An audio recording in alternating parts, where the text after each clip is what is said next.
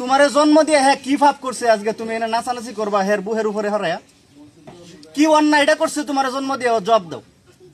নানা নানির মাধ্যমে আমরা এখানে যারা যারা অনেকে তো বয়সে অনেক ছোট, আমার ছোট ভাইয়ের মতো এই হিসাবে তুমি করেও বলি, এখানে যারা আসো তোমাদের অনেকের হয়তো মা নাই, অনেকের বাবা নাই, বা মা বাবা থাকলেও অনেকের দাদা নেই, অনেকের দাদি নেই, দাদা দাদি থাকলেও হয়তো নানা নাই বা নানি নাই, এরকম আমাদের আছে না?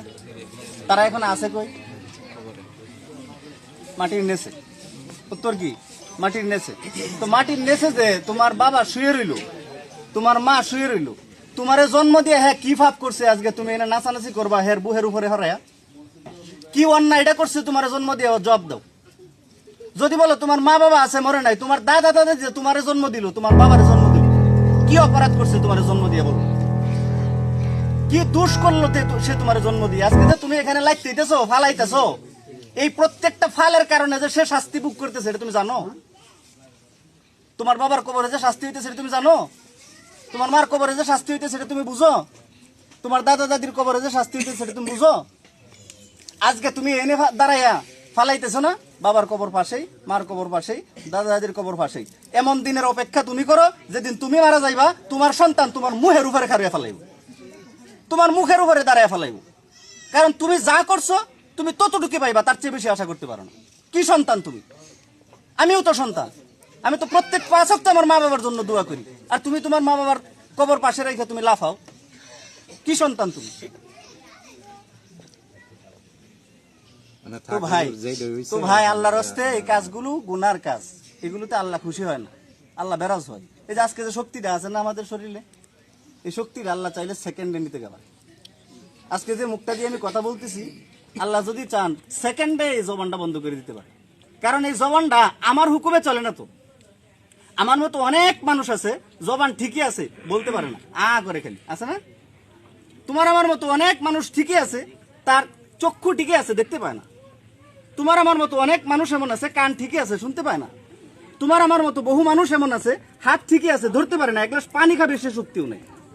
তোমার আমার মতো বহু মানুষ এমন আছে পা ঠিকই আছে, একটা কাইপ দিয়ে সামনে যাবে এতটুকু শক্তি নেই। তার মানে কি? এই হাত, এই পা, এই চোখ, এই জিহ্বা, এই কান, কোন অঙ্গ আমার হুকুমে চলে না, এগুলো আল্লাহর হুকুমে চলে। আর আল্লাহর দেওয়া অঙ্গ দিয়া, আল্লাহর দেওয়া শক্তি দিয়া তুমি ফালাফালি আল্লাহ ফালাফি করার লেগে ফাটাইছেন। বিবাহ একটা পবিত্র বন্ধন। সবচেয়ে বড় কথা হইলো আজকে যে ভাই এখানে বিবাহ করবেন বা যে বোনের বিবাহ হবে, আমি জানি না ছেলের বিবাহ নামে, যেই ভাই বা যেই বোনের বিবাহ হইতেছে, এটা তো ইসলামী শরিয়ার একটা কাজ। যদি বলেন যে বিবাহ না, তাইলে তো এটা অন ইসলামিক, তাইলে করতে পারেন, কিন্তু এটা তো ইসলামিক কাজ। আর ইসলামিক কাজ মানেই ইবাদত। নামাজ পড়া যেমন ইবাদত, ইসলামিক প্রত্যেকটা কাজই ইবাদত। বিবাহ এটা ইবাদত, আর ইবাদতের মধ্যে আমরা নাচানাচি করতেছি। আমাদের সে তার সিরামার কার মানুষ কইয়েছে। আজকে সমাজের ম্যাক্সিমাম মানে 70%-এরও বেশি বিবাহগুলো টিকতেছেন।